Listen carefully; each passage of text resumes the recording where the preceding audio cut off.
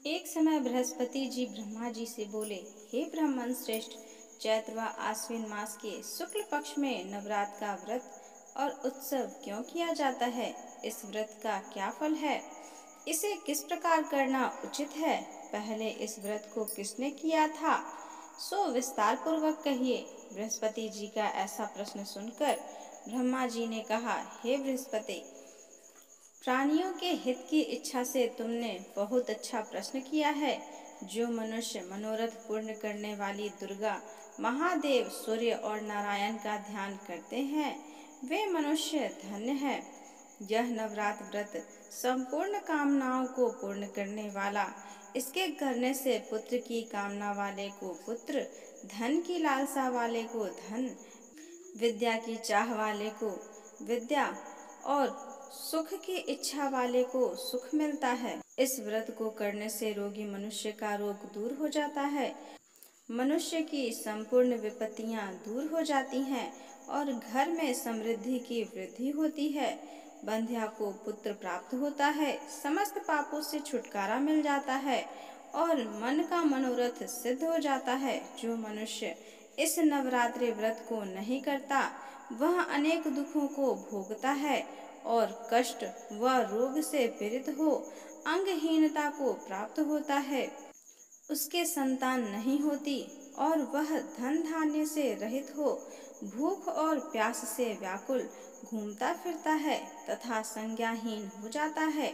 जो सधवा स्त्री इस व्रत को नहीं करती, वह पति सुख से वंचित हो नाना दुखों को भोगती है।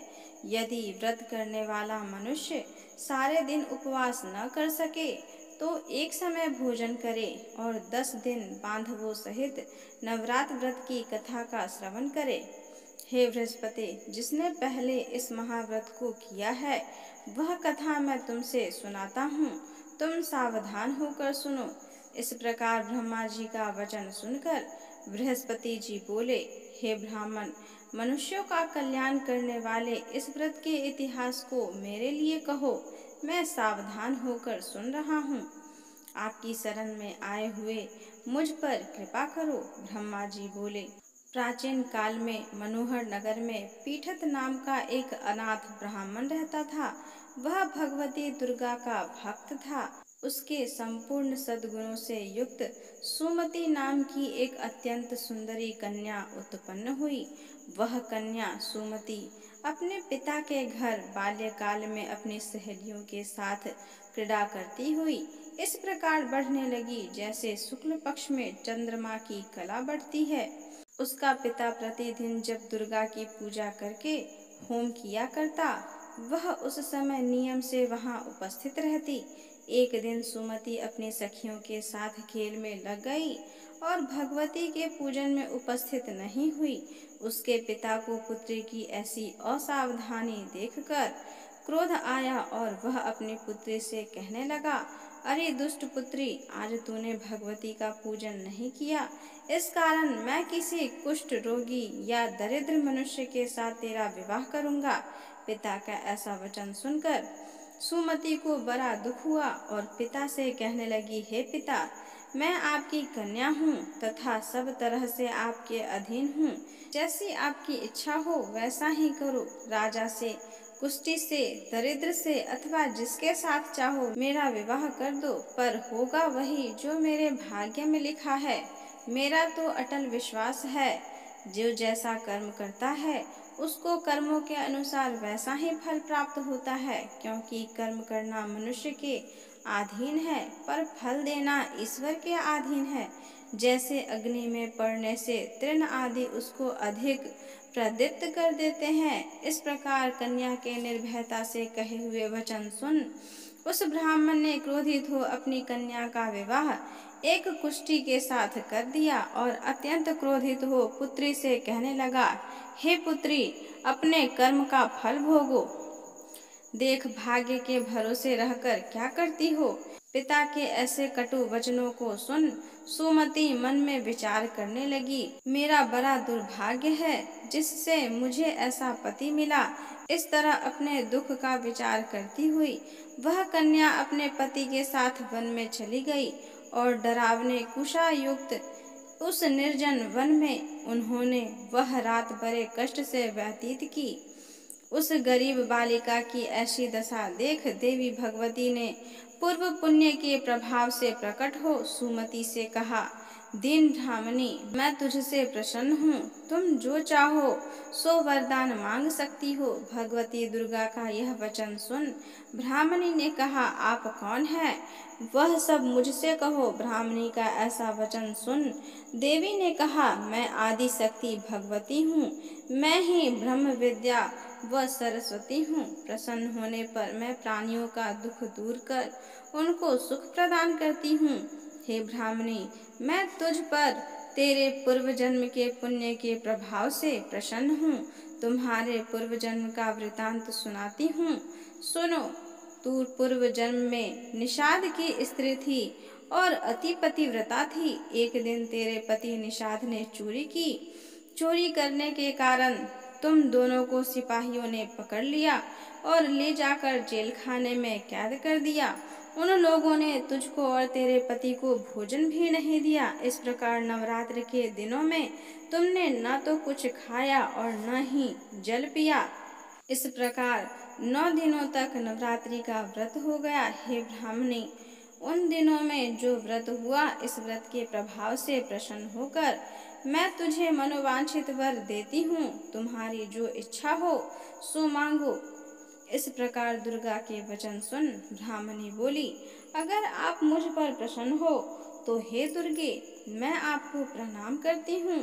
कृपा करके मेरे पति का कोढ़ दूर करो। देवी ने कहा, उन दिनों तुमने जो व्रत किया था, उस व्रत का एक दिन का पुण्य पति का कोढ़ दूर करने के लिए अर्पण करो। उस पुण्य के प्रभाव से तेरा पति कोढ़ से मुक्त हो जाएगा। ब्राह्मण जी बोले। इस प्रकार देवी के वचन सुन वह ब्राह्मणी बहुत प्रसन्न हुई और पति को निरोग करने की इच्छा से जब उसने तथास्तु ऐसा वचन कहा, तब उसके पति का शरीर भगवती दुर्गा की कृपा से कुष्ठ रहित हो अति कांतिवान हो गया। वह ब्राह्मणी पति की मनोहर देह को देखकर देवी की स्तुति करने लगी। हे दुर्गे, आप दुर्गति को दूर करने वाली, तीनों लोकों का संताप हरने वाली, समस्त दुखों को दूर करने वाली, रोगी मनुष्यों को निरोग करने वाली, प्रसन्न हो मनोवांछित वर देने वाली और दुष्टों का नाश करने वाली, जगत की माता हो। हे अम्बे, मुझ निरपराध अबला को मेरे पिता ने कुष्ठी मनुष्य के साथ विवाह कर घर से निकाल दिया। पिता से तिरस्कृत निर्जन वन में विचर रही हूँ। आपने मेरी इस विपदा से उद्धार किया है। हे देवी, आपको प्रणाम करती हूँ, मेरी रक्षा करो। ब्रह्मा जी बोले, हे बृहस्पति, उस ब्राह्मणी की ऐसी स्तुति सुन देवी बहुत प्रसन्न हुई और ब्राह्मणी से कहा, हे ब्राह्मणी, तेरे उदालय नामक अति बुद्धिमान, धनवान, कीर्तिवान और जितेंद्रिय पुत्र शीघ्र उत्पन्न होगा। ऐसा वर प्रदान कर देवी ने ब्राह्मणी से फिर कहा कि हे ब्राह्मणी, और जो कुछ तेरी इच्छा हो वह मांग ले।